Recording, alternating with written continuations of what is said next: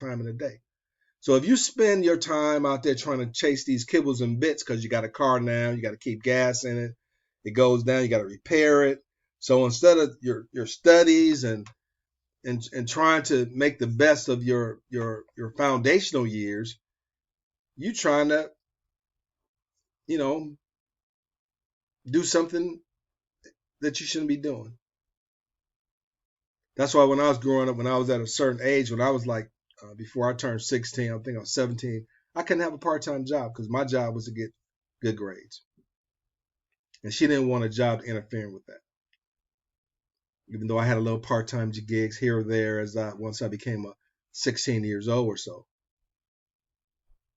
But I was always focused. And I remember in high school, when I was growing up, in the steel mills, right?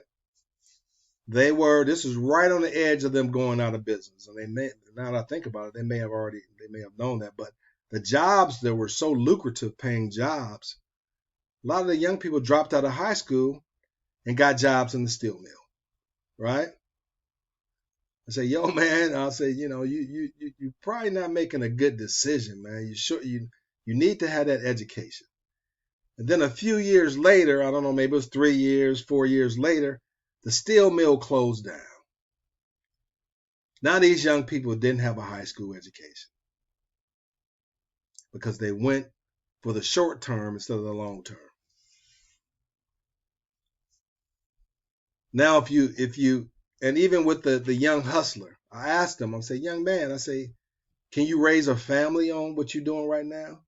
You can't even keep your car fixed and put gas in your car. You're trying to get some money, trying to get paid, but that's not money, man.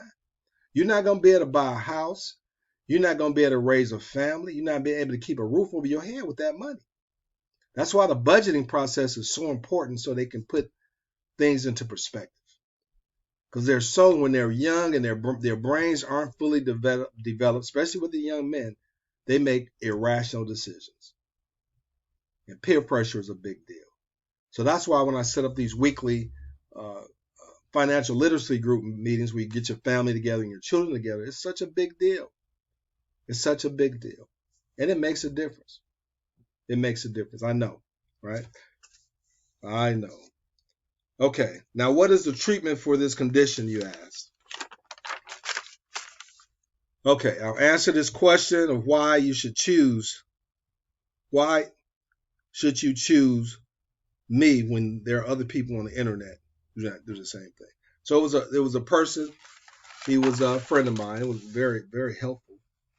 You're saying, listen, man, why should I choose you over all the other internet gurus out there that help you with the financial planning and so forth?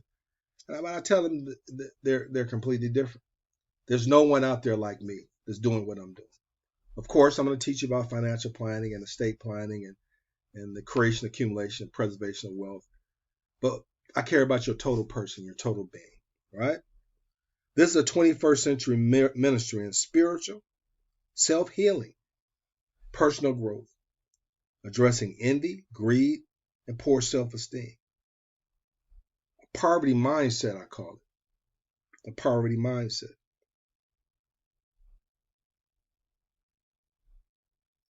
I want to help you with your purpose by helping you to set goals and giving you the tools to accomplish them. By definition, you'll have a vision for your life. A vision for your life. And I follow the teachings of Jesus Christ in this area because he said, you will even do greater things than me. If you believe in me and you do the things that I do, you will do even greater things than me. To me, that's power. That's power. And that makes Jesus an action figure, right? We've been taught the complete opposite. Wait on the Lord. Wait on the Lord. God works through us. And if we don't do nothing, even though he may feed you, but that's where you're going to be, right there, laying in the same spot. I saw one thing on the went through Facebook. I go through it. It's just mind-boggling. One person said I get frustrated and agitated because I need to work on myself and improve myself. And then the other one said something like, I need to, God said I'm doing his business. I'm like, what? What? Your business is to make sure that you're the best person you can be. And nowhere is that scriptural where it says that God's going to do it for you. He'll help you, but he helps those who helps themselves. We all know that, right? So, just like the body, we talked about the body with the blood clot earlier. The judge is going to give him some blood thinner, right? Probably change his diet and tell him to exercise. When we're dealing with cash flow in the community, how do we address the cash flow problem in the community? Because cash flow is like blood flow. We got to have it, right? So the phase one, this is the phase one in addressing this issue, the poverty mindset, where that person would rather hire do it themselves versus stick to the money game. Hire a professional. You got a professional issue, you need a professional solution, right? That's a spiritual element. We want to deal with the spiritual side of things so that we don't sabotage our thinking, our thought process. So we address that envy. I don't want to put no money in your pocket. I'm not trying to help you out, right? So they engage in self-destructive, inappropriate behavior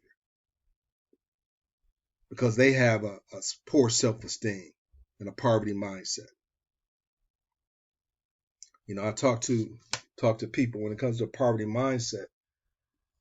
I said, listen, this program here, will help you and get you out of poverty. Put some money in your pocket. Say, no, I can't have no more money in my pocket because if I have any more money, I can't put it in the bank because then I lose my benefits. I said, well, you will really won't need the money that you get from the government and those type of things.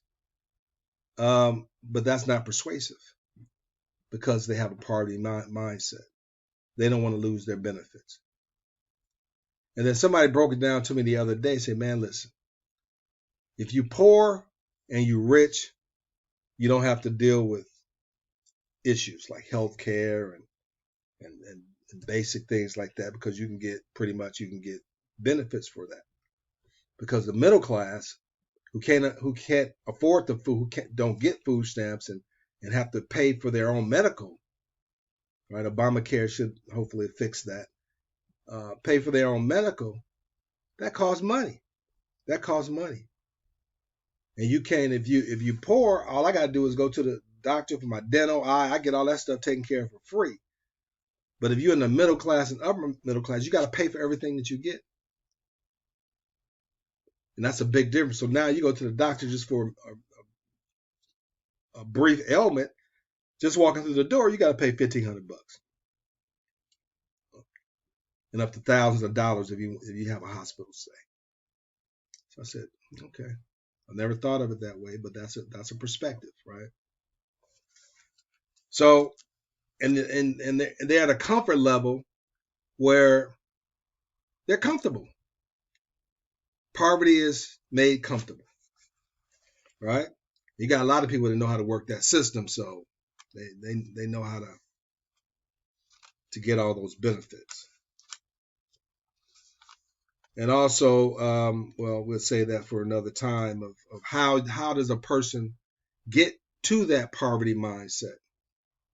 Well, they lack the motivation. A lot of that is that they lack motivation. They have a self-esteem issue. They have a poverty mindset because when they were growing up, their parents gave them everything. They didn't have to work for anything. And I've seen so many young people destroyed in their life because the parents gave them everything, right? The parents gave them everything. So I see that for the initial 30 minutes, went over, it's 39 minutes. So let me end this right now, and then I'll start with No, I said I was going to keep it going. Okay, and I can split it up later, do whatever I need to do. All right, let's keep it going. All right. So now we deal with the School of Economics, because the first phase is the Temple of Inner Peace, and that's a three-pronged ministry. Deal with the Temple of Inner Peace and Prosperity. I deal with our inner self, setting our purpose and our goals and so forth. And we go more into that actual uh, academic portion of that in the School of Economics. And how do we address the cash flow problem? Okay, because we have a major problem in our communities for spending money. We take over $1.3 million, $3 trillion a year and spend it in other people's communities, and they will not come. They don't come to our community to spend money. Had one guy, business owner, the guy, he goes next door with this guy and spends money over there, and he never. They've been over next door to each other over 20 years. I asked him one day, I said, man, has he ever been into yours? He said, man, he has not even been into my shop, not one time. Not one time. He go over there real friendly and so forth. He spend money over there. I said, has he ever come into your business, man, and spent money? Or even asked you what you do? Okay. So Boardwalk Management and Investment Group simply means we learn to manage ourselves and business by investing in ourselves and each other. So Boardwalk Management and Investment Group is learn how to manage ourselves, manage our life, because life is a business, all right? And then we learn the professional skills of managing a business. So you end up being a super entrepreneur. But we start the foundation of budgeting, cash flow management, goal setting, putting together a life plan, which is a business plan for your life. Where do you want to go? What do you want to do? And how are you going to get there? Right? And then I have the third phase of in the paradigm that I call MEESP, MEESP, which is Main Street Emergency Economic Stimulus Program, which will provide the cash flow that you need to invest in your future self. And after you graduate from the program, it's education, temple ministry. Sometimes it's like a hospital. Sometimes you might have to spend some time there to get your mind right.